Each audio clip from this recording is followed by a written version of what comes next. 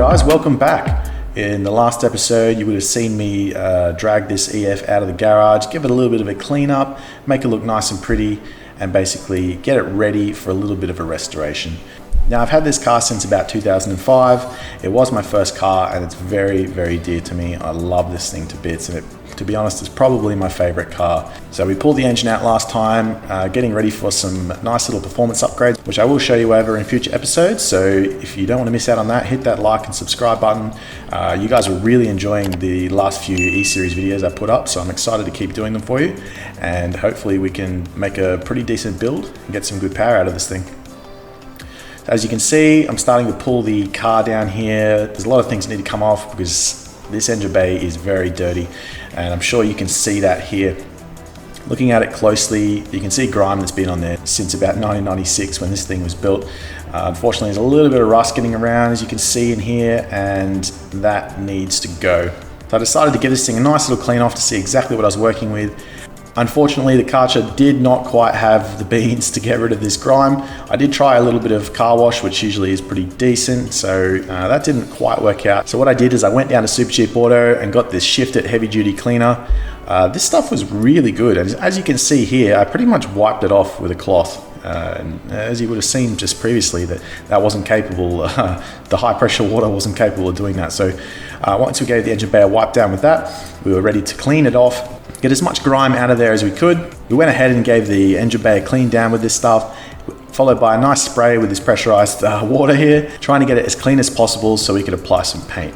Now, as I said, there were some rust repairs that I do need to do, and I will show you throughout the course of the video. For the moment, you can just enjoy me cleaning this thing out.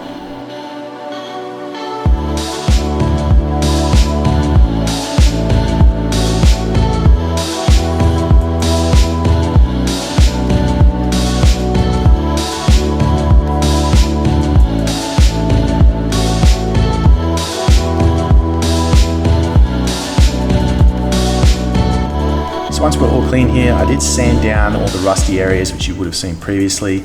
Anything that had, anything I remotely thought was rusty or would have had rust underneath it came off. We will be painting the engine bay, and as you can see here, there are actually some areas where the rust has eaten through. So it looks a lot smaller when the paint is covering the rust, and usually if you can see it from the outside, it probably runs deeper than you think. And unfortunately it did in this case, but however, it wasn't structural and it didn't bother me too much because I just wanted to get this thing to the point where it kind of looked nice when I opened the bonnet and the rust wasn't going to get any worse, and I can revisit this in 5 to 10 years and go over the car completely and make it, you know, the way I want it and the way that most of us would want it. But for the moment, I'm happy to do a DIY job on this thing and you know, learn a little bit in the process and just basically have fun in the meantime. So for this next step here, we're applying some wire mesh to the back side of this hole. Again, it's not structural, so I didn't feel the need to weld it up. We'll put this wire mesh here, and that basically will hold the bog in place, and it's secured in the back there. So you'll see that it did a pretty good job, I think, of keeping the bog in there. And let's all remember that this isn't my primary job. I'm in no way an expert, and to be honest, it's the first time I've attempted any body repairs, any significant body repairs anyway. So if you have a better way to do it, I'd love to hear it in the comments, because there is a chance that there's a fair chance that I'll be doing this again one day, and there are other parts of the car that do require attention. So definitely hit me up, let me know what you think, let me know anything in this video. If you see anything that you would do differently, I'd love to know about it. Yeah, like I said, I'm not a professional, so I'm just showing you guys how I went about doing this myself and bringing everyone along for the journey. So as you can see, we're all sanded down here. It's looking pretty nice. And what we did was I went down to the local paint shop and I just asked him what I would need to conduct this task, and he was very helpful. We ended up with everything we needed to get the job done. So anybody that's ever done painting will probably know that the most important part is the preparation. We spent a lot of time on preparation here, and to be honest, we probably could have done a better job again. We didn't have a lot of time. We did prep it as well as we could, and I do think it came out pretty well, but there are a few things I'd probably do differently next time, and one of those things is probably spend more time cleaning. So you can see here we're applying the first coat of primer. I believe we did around 3 coats of primer, and you can enjoy me putting this on here. It's pretty satisfying to watch.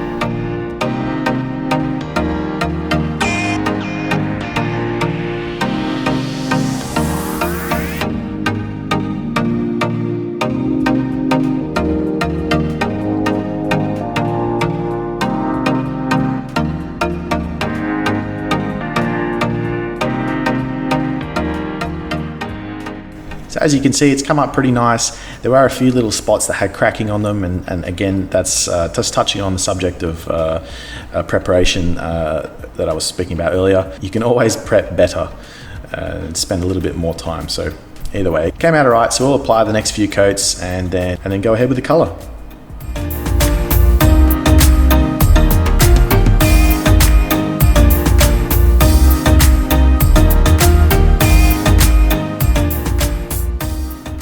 So here we're applying the first coat of color, and it's starting to look pretty nice. It's definitely looking a lot better than it was originally, and it's starting to take shape. So I think we did around 4 coats of color on this thing, and it ended up coming out pretty nice. I'm very happy with the results for the money that I spent and the time that I invested into it.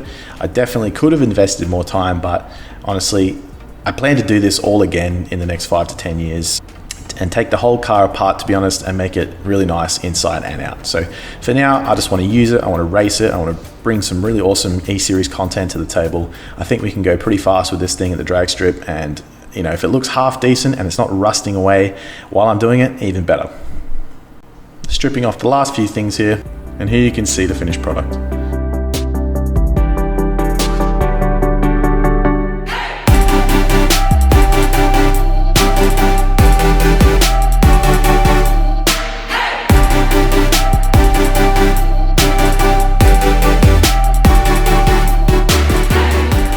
There are a few little areas that need touching up, but other than that, pretty happy. So for a small investment of $300 to $400, you can take your engine bay from looking like it's 30 years old to looking pretty decent. Now, I didn't apply clear coat to this, and the reason was that I kind of like the look. I like the look of the dull paint, and I think it'll contrast well with a nice red rocker cover and the color scheme that I want for my engine. And at the end of the day, as long as you like it, that's all that counts. Don't worry about what everyone else is doing. Just enjoy the car the way you want to enjoy it. Guys, if you enjoyed this content, definitely hit that like and subscribe button. There's obviously more coming, and we'll get into the engine stuff soon. I have a whole cupboard full of parts to go into this thing, and it's going to be an awesome build, and I'm really keen to take it racing. So definitely hit that subscribe button. Don't miss out. Thank you very, very much for those who have been supporting me lately with this E-Series content, and the previous, my previous subscribers as well. You guys are amazing, and the channel wouldn't be here without you guys, honestly. But thank you very much, and I'll see you next time. Cheers, guys.